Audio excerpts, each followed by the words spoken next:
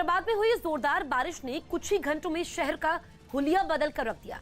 आसमान से बरसी इस आफत की वजह से लोग सड़क से लेकर अपने घरों तक परेशान दिखाई दिए, क्योंकि सड़क से होता हुआ बारिश का ये पानी तेजी से उनके घरों में दाखिल हो गया। सामने आई तस्वीरों में एक मकान में फ्रिज और कूलर समेत ज्यादातर सामान पानी से घिरा दिखा। बेड पर रखकर सामान को गीला होने से बचाने की कोशिश जरूर की गई, लेकिन जो नहीं बच पाया वो तैरता नजर आया। पहले भी नुकसान हो गया, अभी भी नुकसान में है, पूरे बिक गया पूरा सामान, तो ऐसा हो गया। ऐसी ही तस्वीर वहाँ एक ढाबे के अंदर भी दिखी, जहाँ बारिश के पानी की घुसपैठ के बाद जमीन पर पैर टिकाना मुश्किल हो गया। यही नहीं, वहाँ की सड़कों का कुछ ऐसा ही हाल रहा, जहाँ घरों के बाहर खड़ी कई मोटरसाइकिल और गाड़ियाँ पानी में डूबी नजर आई। इतना ही नहीं, एक गाड़ी तो तिनके की तरह सैलाब में दूर तक बहती दिखी। मगर ऐसे हालात में भी कुछ लोग सड़कों पर जोखिम भरा सफर करते रहे, लेकिन जब गाड़ियों ने घुटने टेक दिए तो उन्हें खींचकर या धक्का देकर बाहर निकालना पड़ा। जगह जगह पानी भरने से एक बाइक सवार समेत 2 लोग नाले में बह गए, जिनको निकालने के लिए रेस्क्यू ऑपरेशन चलाया गया। बताया गया कि वहाँ बारिश के बाद कई नालों के ओवरफ्लो होने की वजह से शहर की ये हालत हुई। वायुसेना के 89वें स्थापना दिवस के मौके पर भारत ने दुश्मनों को अपनी आसमानी ताकत दिखाई। दिल्ली के पास यूपी के गाजियाबाद के हिंडन एयरबेस पर यह समारोह हुआ, जिसमें आजादी के 75वें साल के मौके पर 75 एयरक्राफ्ट शामिल हुए, जिन्होंने आसमान में कई हैरत अंगेज करतब दिखाए। भारतीय वायुसेना के सबसे उन्नत लड़ाकू विमान राफाल, सुखोई, मिराज, तेजस, जगुआर और मिग-21 के अलावा चिनूक और अपाचे हेलीकॉप्टर ने भी अपना दमखम दिखाया। खास बात यह रही कि वायुसेना के जवानों ने 1971 के भारत पाकिस्तान युद्ध के 50 साल पूरे होने पर अपने शौर्य का प्रदर्शन किया। वायुसेना के इस बार के स्थापना दिवस में भी सबसे ज्यादा ध्यान खींचने वाला विमान था रफाल। हवा के झोंके की तरह आकर रफाल ने आसमान में कई कलाबाजियां दिखाई और फिर पलक झपकते ही वो आसमान से गायब हो गया। इसके बाद सुखोई, मिराज, जगुआर और मिग-21 लड़ाकू विमानों की गरज भी आसमान में सुनाई दी। इन विमानों ने भी एक से बढ़कर एक करतब दिखाए, जिसके बाद वहां मौजूद लोग खूब तालियां बजाते नजर आए। इस दौरान देसी विमान तेजस ने भी अपना लोहा मनवाया। इस समारोह में वायुसेना प्रमुख वी.आर. चौधरी और सेना प्रमुख मनोज मुकुंद नरवणे के अलावा सीडीएस बिपिन रावत समेत सेना के कई अधिकारी मौजूद रहे, जिनके सामने अमेरिका से खरीदे गए चिनूक हेलीकॉप्टरों ने उड़ान भरी। कुछ ही देर में अपाचे हेलीकॉप्टर भी हिंडन एयरबेस के ऊपर उड़ता नजर आया। इसके अलावा C-17 ग्लोब मास्टर और सुपर हर्कुलीज विमान भी इस समारोह का हिस्सा बने। वहीं वायुसेना की सूर्य किरण टीम के कई विमान भी आसमान में एक साथ उड़ते दिखाई दिए। इससे पहले हिंडन एयरबेस पर समारोह की शुरुआत आसमान से पैरा जंप से हुई, जिसमें जवान विमानों से पैराशूट के जरिए कूदे। उनके इस शानदार प्रदर्शन के बाद देश के दुश्मनों से लोहा लेने वाले जांबाजों को सम्मानित भी किया गया। ग्रुप कैप्टन शैलेश कुमार गौर। वायुसेना के 89वें स्थापना दिवस की एक और खास बात ये रही कि इस बार हिंडन एयरबेस पर काफी बड़ा तिरंगा लगाया गया। वहीं वायुसेना के कई विंटेज एयरक्राफ्ट को इसमें शामिल किया गया। इस कार्यक्रम की थीम आत्मनिर्भर एवं सक्षम रखी गई। कांग्रेस महासचिव प्रियंका गांधी 10 अक्टूबर को मिशन 2022 की शुरुआत करेंगी। कांग्रेस महासचिव प्रियंका गांधी 10 अक्टूबर को वाराणसी से मिशन 2022 की शुरुआत करेंगी। प्रियंका गांधी वाराणसी के जगतपुर इंटर कॉलेज के मैदान में विकास न्याय रैली के जरिए चुनावी शंखनाद करेंगी। मध्य प्रदेश के ग्वालियर में नकली मावा और पनीर का कारोबार करने वाले गिरोह के कुछ सदस्यों को पुलिस ने गिरफ्तार कर लिया। आरोप है कि ये लोग ट्रेन के जरिए नकली मावा और पनीर भोपाल और जबलपुर समेत दूसरे शहरों में सप्लाई करते थे। उत्तराखंड के भीमताल से निर्दलीय विधायक राम सिंह कैड़ा ने दिल्ली में बीजेपी का दामन थाम लिया। बीजेपी की मेंबरशिप लेने के बाद उन्होंने पार्टी अध्यक्ष जेपी नड्डा से भी मुलाकात की। इस बीच प्रदेश अध्यक्ष मदन कौशिक और सांसद अनिल बलूनी मौजूद रहे। नवरात्र के मौके पर गृह मंत्री अमित शाह मारसा में बहुचर माता मंदिर के दर्शन करने पहुंचे। उन्होंने दर्शनों के बाद आरती में भी हिस्सा लिया और सभी देशवासियों के कल्याण की कामना की। बिहार के सीवान में पंचायत चुनाव के समय पुलिस और प्रत्याशियों के बीच हुई झड़प के बाद पुलिस ने लाठीचार्ज किया और मुखिया की ही पिटाई कर दी। हरियाणा के रोहतक की सुनारिया जेल में सजा काट रहे गुरमीत राम रहीम को हत्या के एक मामले में भी दोषी करार दिया गया। न्यूज़ 18 के चमन फलानिया की रिपोर्ट है कि पंचकुला की विशेष सीबीआई कोर्ट ने डेरा सच्चा सौदा के पूर्व मैनेजर रणजीत सिंह की हत्या के मामले में राम रहीम समेत 5 आरोपियों को दोषी करार दिया। ये मामला जुलाई 2002 का है, जब राम रहीम के डेरा सच्चा सौदा के मैनेजर रणजीत सिंह की हत्या हुई थी और रणजीत सिंह के परिवार ने राम रहीम पर हत्या का शक जताते हुए केस दर्ज करवाया था। इस मामले में राम रहीम समेत 6 लोग आरोपी थे, जिनमें एक की मौत हो चुकी है। अब करीब 19 साल बाद कोर्ट ने 5 आरोपियों को दोषी ठहराया और 12 तारीख को इन 5 की सजा पर फैसला सुनाया जाएगा। गुजरात के मुंद्रा पोर्ट पर जब्त की गई करीब 3000 किलोग्राम हेरोइन के मामले की जांच अब एनआईए को सौंपी गई है। देश की सबसे बड़ी जांच एजेंसी को इस मामले में दिल्ली के कुलदीप सिंह नाम के उस कारोबारी की तलाश है, जिसके इशारे पर अफगानिस्तान से हेरोइन को ईरान के रास्ते भारत तक पहुंचाया गया। देश की सबसे बड़ी जांच एजेंसी एनआईए को दिल्ली के उस कारोबारी की तलाश है, जिसका नाम कुलदीप सिंह बताया जा रहा है। अब तक मिली जानकारी के मुताबिक सितंबर महीने में गुजरात के मुंद्रा पोर्ट पर पकड़ी गई 15,000 करोड़ रुपए की 3000 किलोग्राम हेरोइन उसी कारोबारी के जरिए अफगानिस्तान से भारत पहुंचाई गई थी। यानी इस ड्रग्स की सबसे अहम कड़ी उसी कुलदीप सिंह को बताया जा रहा है, जिसकी तलाश में अब देश की सबसे बड़ी जांच एजेंसी एनआईए लगी है, क्योंकि एनआईए ही ड्रग्स की अब तक की सबसे बड़ी बरामदगी के मामले की जांच करने वाली है। डायरेक्टरेट ऑफ रेवेन्यू इंटेलिजेंस यानी कि डीआरआई के मुताबिक जिस कंटेनर में हेरोइन मिली, उस खेप में टेलकम पाउडर होने की बात कही गई थी। सूत्रों से मिली जानकारी के मुताबिक दिल्ली का कारोबारी कुलदीप सिंह ही अफगान ड्रग डीलर को जानता है और उसने ही ड्रग्स की इस खेप को भारत तक पहुंचाने में स्मगलर्स की मदद भी की। और ये भी कहा जा रहा है कि उसी कुलदीप सिंह ने पोर्ट पर इस खेप को रिसीव भी किया। हालांकि इस मामले में शुरुआती जांच के दौरान डीआरआई और एनसीबी को कुलदीप सिंह का पता नहीं लग सका। गुजरात के मुंद्रा पोर्ट पर जहाज के जरिए अफगानिस्तान से कुछ सामान की आड़ में भारी मात्रा में ड्रग्स भारत लाई जा रही थी। ये जहाज ईरान के बांदर अब्बास पोर्ट से होते हुए गुजरात आया था। इस मामले में ईडी भी जांच कर रही थी। निर्यात करने वाली फर्म की पहचान अफगानिस्तान के कंधार स्थित हसन हुसैन लिमिटेड के रूप में की गई। जब यह कंसाइनमेंट अफगान से होकर ईरान और ईरान से गुजरात के कच्छ के मुंद्रा पोर्ट पहुंची, असल में टेलकम पाउडर की आड़ में करोड़ों की ड्रग्स थी। इस केस में फिलहाल सुधाकरण दुर्गा, पीवी गोविंदराजू, राजकुमार और अन्य के खिलाफ केस दर्ज किया गया है, जबकि अब तक 8 लोगों की गिरफ्तारी हो चुकी है, जिसमें 4 अफगान नागरिक, 1 उज्बेक और 3 भारतीय नागरिक हैं।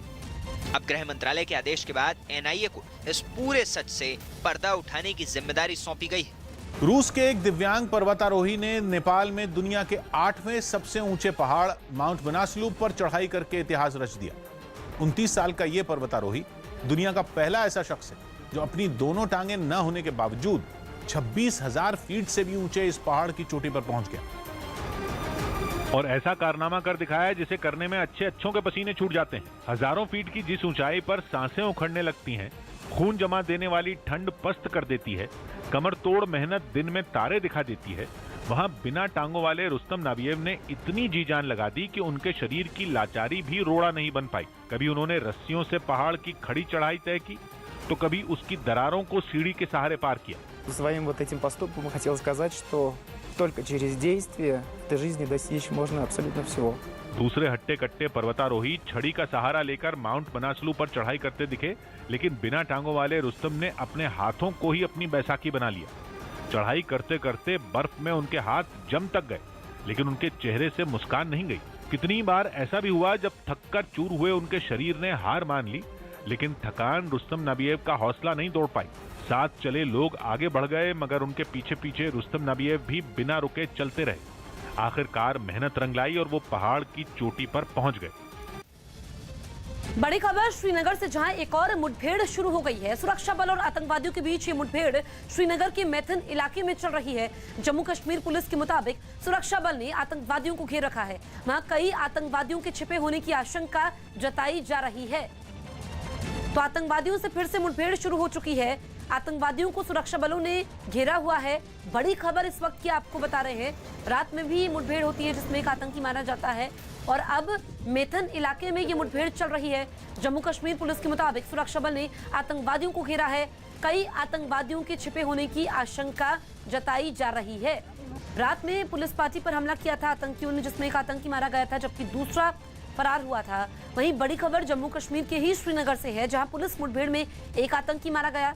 श्रीनगर के नाटीपोरा इलाके में अब से कुछ देर पहले अचानक आतंकवादियों ने, माफ कीजिएगा, कल रात में आतंकवादियों ने पुलिस की टीम पर यह गोलीबारी की थी, जिसके बाद पुलिस की जवाबी फायरिंग में एक आतंकी मारा गया। पुलिस के मुताबिक मारा गया आतंकी आकिब बशीर लश्कर-ए-तैयबा से जुड़ा हुआ था।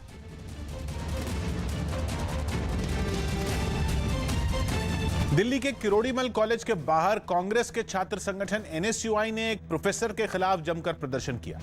हाल ही में फिजिक्स के प्रोफेसर राकेश पांडे ने केरल के छात्रों के दिल्ली यूनिवर्सिटी में दाखिले पर सोशल मीडिया के जरिए विवादास्पद पोस्ट शेयर की, जिसका एनएसयूआई के कार्यकर्ताओं ने सड़क पर उतरकर विरोध किया। गुस्साए छात्र मेन गेट पर चढ़कर प्रोफेसर को कॉलेज से बाहर निकाले जाने की मांग करने लगे। उन्होंने खूब नारे लगाए। जब पुलिस ने उन्हें ऐसा करने से रोका तो वो कॉलेज के बाहर ही जमीन पर बैठ गए। हाथों में प्रोफेसर राकेश पांडे के पोस्टर लिए इन प्रदर्शनकारियों ने नारेबाजी जारी रखी। छात्रों में भेदभाव बंद करो, बंद करो, बंद करो। एनएसयूआई के कार्यकर्ताओं ने चेतावनी दी कि वो प्रोफेसर के इस्तीफे तक इसी तरह प्रदर्शन करते रहेंगे। ये माफी मांगे उन स्टूडेंट से, उन छात्रों से जो आने वाले इस देश का भविष्य है। हालांकि कॉलेज के बाहर किसी भी तरह का हंगामा न बढ़े, इसके लिए वहां पुलिस वाले तैनात कर दिए गए हैं। भारत भी ब्रिटेन के नागरिकों के लिए कोरोना नियमों में ढील दे सकता है।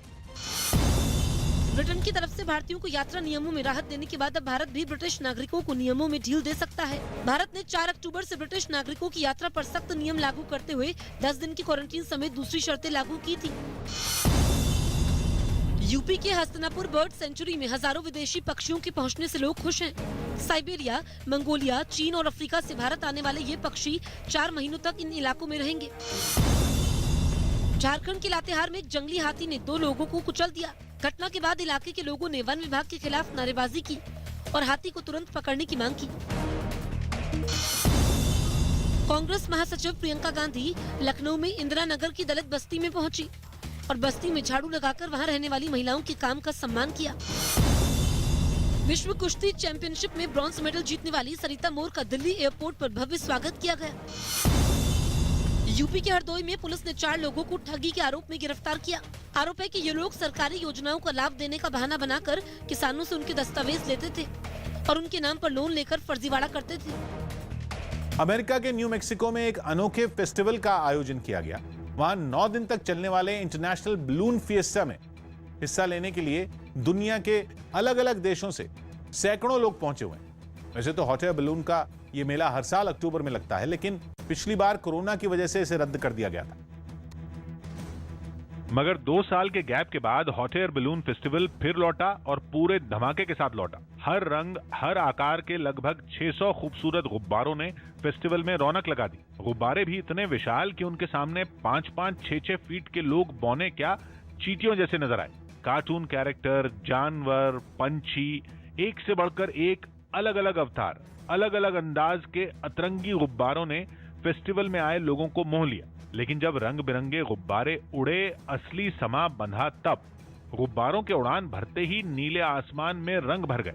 उड़ते उड़ते गुब्बारे इतनी ऊंचाई पर पहुंच गए कि अब तक जमीन पर जो बहुमंजिला इमारत के साइज से बराबरी कर रहे थे वो छोटे छोटे पंछियों की तरह नजर आने लगे। यूरोप के देश जॉर्जिया से हैरान करने वाली कुछ तस्वीरें सामने आई। वहां एक 7 मंजिला इमारत का आधा हिस्सा अचानक से ढह गया, जिसके मलबे में 15 लोगों के दबे होने की आशंका जताई गई और इसके बाद वहां रेस्क्यू ऑपरेशन चलाया गया। काम में तेजी लाने के लिए क्रेन और खुदाई करने वाली मशीनों को लगाया गया। साथ ही बचाव दल की एक बड़ी टीम मैदान में उतारी गई, जो बारीकी से मलबे में दबी जिंदगियों को तलाशते नजर आए। बिल्डिंग के मलबे ने वहाँ सड़क पर खड़ी कुछ गाड़ियों को भी अपना निशाना बनाया। इसके साथ जॉर्जिया की पीएम खुद हादसे वाली जगह पर पहुंचे और अधिकारियों से जानकारी ली। हालांकि अभी तक इस बिल्डिंग के ढहने की वजह साफ नहीं हो पाई है। उत्तर प्रदेश के सहारनपुर से एक हैरान करने वाला वीडियो सामने आया। वहां एक ट्रैक्टर बेकाबू होकर पेट्रोल पंप पर लगी मशीन से टकरा गया। रेत से भरी ट्रॉली ले जा रहा यह ट्रैक्टर तेल भरवाने के लिए पेट्रोल पंप के अंदर घुसा था, लेकिन वो अचानक बेकाबू होकर तेल भरने वाली मशीन पर ही चढ़ गया। वो ट्रैक्टर अपने सामने आई चीजों को रौंदता हुआ तेजी से आगे निकल गया। इस भयंकर टक्कर के बाद ट्रैक्टर के आगे का हिस्सा कुछ देर के लिए हवा में उठा नजर आया। इसके बाद ड्राइवर समेत ट्रैक्टर पर सवार तीनों लोग वहां से भाग निकले, लेकिन तब तक पेट्रोल पंप पर अफरा तफरी मच चुकी थी, जिसके बाद वहां तेल भरवाने आए दूसरे लोग भी अपनी जान बचाने के लिए दौड़ लगाते नजर आए। ट्रैक्टर वाला इधर से आया तो तोड़ फोड़ कर दी और बाइक से कूद के भागे, बस बच गया। इस टक्कर के बाद ट्रैक्टर के आगे के दोनों टायर निकलकर अलग हो गए, जबकि चपेट में आई कुछ बाइक को भी नुकसान पहुंचा। कश्मीर में आम लोगों पर आतंकी हमलों की बढ़ रही घटनाओं के बीच जम्मू कश्मीर के उपराज्यपाल मनोज सिन्हा दिल्ली पहुंचे हुए हैं। दिल्ली में आज मनोज सिन्हा गृह मंत्री अमित शाह से मुलाकात कर सकते हैं। बताया गया कि गृह मंत्री अमित शाह से मुलाकात के समय कश्मीर के हालात की जानकारी देंगे। मनोज सिन्हा आज दोपहर में अमित शाह से मुलाकात कर सकते हैं। पिछले 4 दिनों के अंदर आतंकवादियों ने 5 आम नागरिकों को निशाना बनाया है। हजारों करोड़ के घाटे में डूबी एयर इंडिया को निजी कंपनी टाटा सन्स ने खरीद ली। न्यूज 18 के अमित पांडे की रिपोर्ट है कि एयर इंडिया को खरीदने के लिए टाटा सन्स ने 18,000 करोड़ की सबसे ऊंची बोली लगाई और 68 साल बाद एक बार फिर एयर इंडिया पर टाटा सन्स का मालिकाना हक हो गया, जिसके बाद कंपनी के मालिक रतन टाटा ने वेलकम बैक एयर इंडिया लिखकर एक ट्वीट किया। टाटा सन्स के अलावा स्पाइस जेट के चेयरमैन अजय सिंह ने भी एयर इंडिया की नीलामी के लिए करीब 15,000 करोड़ की बोली लगाई थी, लेकिन ऊंची बोली के कारण टाटा सन्स ने बाजी मार दी। इस नीलामी की जानकारी देते हुए सरकार ने यह भी बताया कि एयर इंडिया के सभी कर्मचारियों के हितों का ध्यान रखा जाएगा, इसलिए समझौते के तहत 1 साल तक टाटा सन्स एयर इंडिया के किसी भी कर्मचारी को नौकरी से नहीं निकाल सकती। असल में एयर इंडिया को 1932 में टाटा सन्स नहीं बनाया था और उस वक्त इसका नाम टाटा एयरलाइंस था, लेकिन 1953 में सरकार ने इस एयरलाइंस को अपने हाथ में ले लिया था। अब नीलामी की प्रक्रिया पूरी होने के बाद टाटा सन्स ही एयर इंडिया को चलाएगी और उसके घाटे को खत्म कर फायदा पहुंचाने वाली कंपनी बनाने की कोशिश करेगी। टाटा सन्स की कंपनी ने जो ये बिड जीता है, बहुत बड़ी एक देश की जिम्मेदारी भी आज उन पर है। मैं उनको शुभकामनाएं भी देना चाहता हूं। दिल्ली में 4 क्विंटल से ज्यादा अवैध पटाखे पकड़े गए। दिल्ली के सदर बाजार इलाके में पुलिस ने 421 किलो अवैध पटाखे बरामद किए। साथ ही इस मामले में 2 आरोपियों को गिरफ्तार कर लिया गया।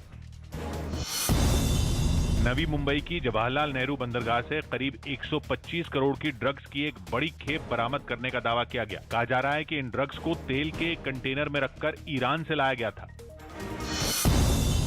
वायुसेना दिवस पर ओडिशा के पुरी के एक कलाकार ने माचिस की तीलियों से विमान का एक छोटा मॉडल बनाया। इसे बनाने में 5 दिन लगे और इसके लिए 1360 तीलियों का इस्तेमाल किया गया।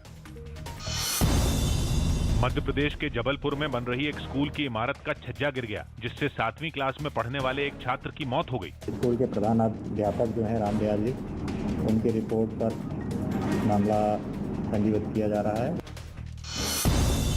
18 महीने बंद रहने के बाद दिल्ली एयरपोर्ट के टर्मिनल 1 को भी अब 31 अक्टूबर से खोल दिया जाएगा। खबर है कि सबसे पहले इंडिगो और स्पाइस जेट एयरलाइंस की फ्लाइट इस टर्मिनल से उड़ान भरेंगी। मुंबई एयरपोर्ट के T1 टर्मिनल को भी 20 अक्टूबर से खोल दिया जाएगा। पहले कोरोना संकट में सिर्फ T2 टर्मिनल से ही सारी उड़ानें भरी जा रही थी। गुजरात के सूरत से एक हैरान करने वाला वीडियो सामने आया। वहां जन्मदिन की पार्टी मनाने के लिए सैकड़ों लोगों की भीड़ जुट गई। इनमें किसी ने भी न तो मास्क लगाया, न ही सोशल डिस्टेंसिंग का पालन किया। और कोरोना के खतरे से बेखौफ वो लोग भीड़ इकट्ठा कर नाचते गाते नजर आए। इस मौके पर वहां कई डांसर बुलाए गए। काली शर्ट पहने एक लड़का इनके साथ कोरोना के नियमों को एक ताक पर रखकर काफी देर तक नाचता रहा। डीजे की धुन पर नाचती लड़कियों पर लोग नोटों की बारिश करते नजर आए। इनमें बच्चे भी पीछे नहीं थे। एक आदमी ने तो अपनी बेटी को गोद में उठाया और उसके हाथ में नोट थमा दिए। इस जश्न में शामिल होने के लिए सारे के सारे लोग स्टेज पर कूद पड़े। उन लोगों को न मास्क की चिंता थी, न ही सोशल डिस्टेंसिंग। इनमें कुछ महिलाएं भी शामिल थी। वहां मौजूद सारे लोग एक झुंड में नाचते नजर आए, तो वहीं कुछ लोगों ने इसका वीडियो भी बनाया। अमेरिका के एलाबामा से डराने वाली कुछ तस्वीरें सामने आई। वहां के कुछ इलाकों में भारी बारिश की वजह से आई बाढ़ ने तबाही मचाई। बताया गया कि इस बाढ़ में 4 लोगों की मौत हो गई, क्योंकि वहां आसमान से इतना पानी बरसा कि लोग ये समझ ही नहीं पाए कि वो अपनी जिंदगी को डूबने से कैसे बचाएं। वहां के एक इलाके से जो तस्वीरें सामने आई उनमें सड़कें कहीं गुम दिखी, उनका नामो निशान ही मिट गया। कंक्रीट से बनी सड़कों ने जैसे तालाब की शक्ल ले ली हो, गाड़ियां पानी में डूब गई। कोरोना महामारी के दौर में जारी ऑनलाइन क्लास के लिए गरीब बच्चों की समस्याओं पर सुप्रीम कोर्ट ने चिंता जताई। न्यूज़ 18 के एहतशाम खान की रिपोर्ट है कि कोर्ट ने ऑनलाइन क्लास के लिए गरीब बच्चों के पास मोबाइल और लैपटॉप न होने पर चिंता जाहिर की और कहा कि केंद्र और राज्य सरकारों को इसकी जिम्मेदारी लेकर गरीब छात्रों के लिए ये सुविधाएं मुहैया कराई मुफ्त में देनी चाहिए। साथ ही केंद्र और राज्य सरकारों को नोटिस जारी करते हुए कोर्ट ने पूछा कि गरीब बच्चों को ये सुविधाएं कैसे मिलेंगी और उसके लिए पैसा कहां से आएगा। अदालत का मानना है कि इन समस्याओं की वजह से बड़ी तादाद में गरीब बच्चे स्कूल छोड़ रहे हैं, जो एक गंभीर मामला है। पिछले साल दिल्ली हाई कोर्ट ने दिल्ली सरकार को निजी स्कूलों में पढ़ने वाले गरीब बच्चों को लैपटॉप, मोबाइल और इंटरनेट का खर्च देने का निर्देश दिया था। उसी फैसले को सुप्रीम कोर्ट में चुनौती दी गई थी, जिस पर सुनवाई करते हुए जज ने हाई कोर्ट के फैसले को पहली नजर में सही माना। हालांकि अभी इस मामले में दोनों पक्षों में बहस होनी बाकी है, जिसके बाद ही कोर्ट कोई फैसला सुनाएगी। दिल्ली की Mayur Vihar extension metro station से एक हैरान करने वाला वीडियो सामने आया। वहां खुदकुशी के इरादे से एक औरत ने मेट्रो ट्रेन के आगे छलांग लगाई। गनीमत रही कि उसे तुरंत देख लिया गया। जैसे ही स्टेशन मास्टर ने खबर दी, फौरन ट्रेन की इमरजेंसी ब्रेक लगाकर मेट्रो को रोका गया। इसके बाद सीआईएसएफ के कुछ जवान पूरे रेल ट्रैक पर उस महिला को ढूंढते नजर आए। काफी आगे जाने पर उन्हें एक औरत पटरी पर बैठी दिखाई दी, जिसे उन लोगों ने समझा बुझाकर ट्रैक से अलग किया। थाईलैंड में एक चक्रवाती तूफान के बाद आई बाढ़ के कहर के बीच एक अनोखी खबर सामने आई। वहां जिस बाढ़ ने लोगों की जिंदगी झकझोर कर रख दी, कारोबार को चपत लगा दी, उसी बाढ़ ने एक रेस्टोरेंट की किस्मत चमका दी। और वो भी ऐसी चमकाई कि रेस्टोरेंट के वारे न्यारे हो गए। हाल ऐसा दिखा कि आमतौर पर बाढ़ में डूबे जिस रेस्टोरेंट पर ताला लग जाए, वहां लोगों की भीड़ नजर आई। हर टेबल बुक दिखी। बाढ़ के गंदे पानी के बीच भी लोग इतने चटखारे लेकर खाना खाते नजर आए जैसे सब नॉर्मल हो। पानी भी कोई जरा सा नहीं था, बल्कि वो लोगों के घुटनों तक आता दिखा। एक छोटा बच्चा तो उस पानी के बीच टहलता हुआ भी नजर आया। लोग अपनी जगह से हिले तब जब पानी की लहरें तेजी से उनकी तरफ आईं, लेकिन उसमें भी लोग खाना छोड़कर भागे नहीं। लहरों को देखकर वो ऐसे खुश हो गए जैसे जाने क्या अजूबा देख लिया हो। बताया गया कि रेस्टोरेंट में आने वाले लोग तो लहरों के आने का इंतजार तक करते हैं। प्रधानमंत्री ने जापान के नए पीएम से बात की। प्रधानमंत्री मोदी और जापान के नए पीएम फुमियो किशिदा के बीच फोन पर बातचीत हुई। इसमें दोनों देशों के रिश्ते और मजबूत करने पर जोर दिया गया। दिल्ली सरकार के वो कर्मचारी 16 अक्टूबर से दफ्तर नहीं जा सकेंगे जिन्होंने अब तक कोरोना वैक्सीन की एक भी डोज नहीं लगवाई। इसके लिए सख्त आदेश जारी कर दिया गया।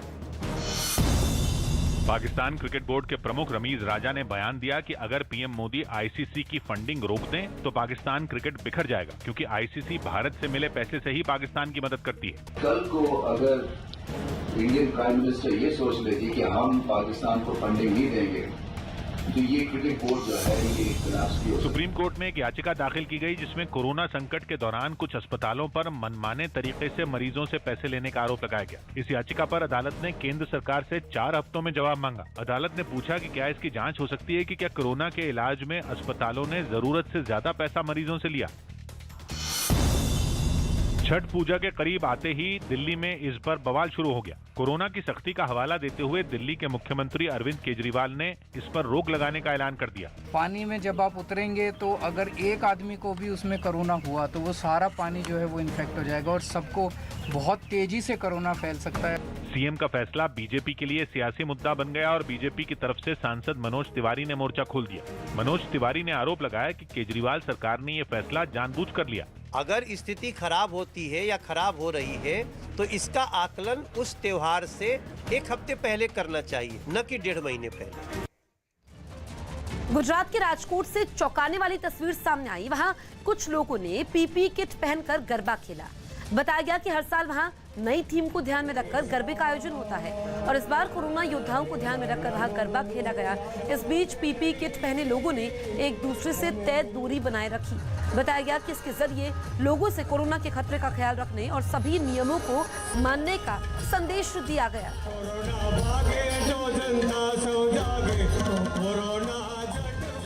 अमेरिका के कैलिफोर्निया से हैरान करने वाली तस्वीरें सामने आई। वहां सैन फ्रांसिस्को के एक इलाके में बिल्डिंग में आग लग गई। जिसकी वजह से वो पूरी तरह बर्बाद हो गई। दावा किया गया कि इस कमर्शियल बिल्डिंग में आग लगने से उसके अंदर मौजूद तमाम दुकानें जलकर राख हो गईं। इस पर काबू पाने के लिए दमकल विभाग ने 2 बड़ी क्रेन वहां तैनात कर दी, जिनसे लगातार कई घंटों तक पानी की बौछार की गई। इस हादसे में बिल्डिंग का ऊपरी हिस्सा जल गया और इसकी वजह से वहां धुएं का गुबार छा गया। इसी धुएं के बीच दमकल विभाग के कुछ कर्मचारी जमीन पर भी आग बुझाने के लिए मशक्कत करते दिखाई दिए। श्रीनगर में टीचर और स्कूल प्रिंसिपल की हत्या पर लोगों का गुस्सा फूट पड़ा। एक दिन पहले ही दोनों को आतंकवादियों ने स्कूल में घुसकर मौत के घाट उतार दिया था, जिसके बाद श्रीनगर की सड़कों पर लोग स्कूल प्रिंसिपल सुपिंदर कौर के शव के साथ निकल पड़े। लोगों का इतना बड़ा हुजूम सड़कों पर निकला कि दूर दूर तक केवल जुलूस ही दिखाई देने लगा। जुलूस में शामिल हुए लोग इंसाफ की मांग करने वाले नारे लगाते रहे। जुलूस में एक एम्बुलेंस भी चलती रही, लेकिन सुपिंदर के जनाजे को कंधे पर लिए कुछ लोग पीछे चलते रहे। आतंकी हमले पर कुछ ऐसा ही गुस्सा जम्मू में भी दिखा, जहां एक अहम रास्ते पर लोगों की भीड़ जमा हो गई। हाथों में तिरंगे लेकर पहुंचे लोगों में आतंकी घटनाओं और पाकिस्तान के खिलाफ जबरदस्त गुस्सा दिखा। पाकिस्तान! पाकिस्तान! कागजों पर नारे लिखकर भी बड़ी संख्या में लोग जुलूस में शामिल हुए। शर्मनाक हरकत है जे अब हिंदुओं को डराने की कोशिश की जा रही है, पर हिंदू डरने वाला नहीं है। स्कूल में हुए आतंकी हमले की जिम्मेदारी TRF नाम के आतंकी संगठन ने ली है। इस बीच जम्मू कश्मीर पुलिस के अलावा केंद्रीय एजेंसियां भी आतंकी हमलों की गुत्थी सुलझाने की कोशिश में लगी हैं। गृह मंत्रालय की भी इस मामले पर पैनी नजर है और खबर है कि गृह मंत्री अमित शाह ने जम्मू कश्मीर के उपराज्यपाल मनोज सिन्हा को दिल्ली बुलाया है। दोनों के बीच कश्मीर में हुए आतंकी हमलों पर चर्चा हो सकती है। सूत्रों के मुताबिक केंद्रीय जांच एजेंसियों ने श्रीनगर में चल रहे कुछ ऐसे मोबाइल नंबरों की पहचान की है जिनका ताल्लुक आतंकी साजिश से हो सकता है। ये ऐसे नंबर हैं जो लगातार पाकिस्तान के लोगों से संपर्क करने के लिए इस्तेमाल किए गए थे और ऐसे कुछ लोगों की भी पहचान की गई है जिनकी भूमिका आतंकी साजिश में हो सकती है। आतंकवादियों के षड्यंत्र की कड़ियां जोड़ने के लिए कुछ लोगों से पूछताछ भी की गई है और माना यह गया कि आने वाले वक्त में कुछ और लोगों को पूछताछ के लिए तलब किया जाएगा।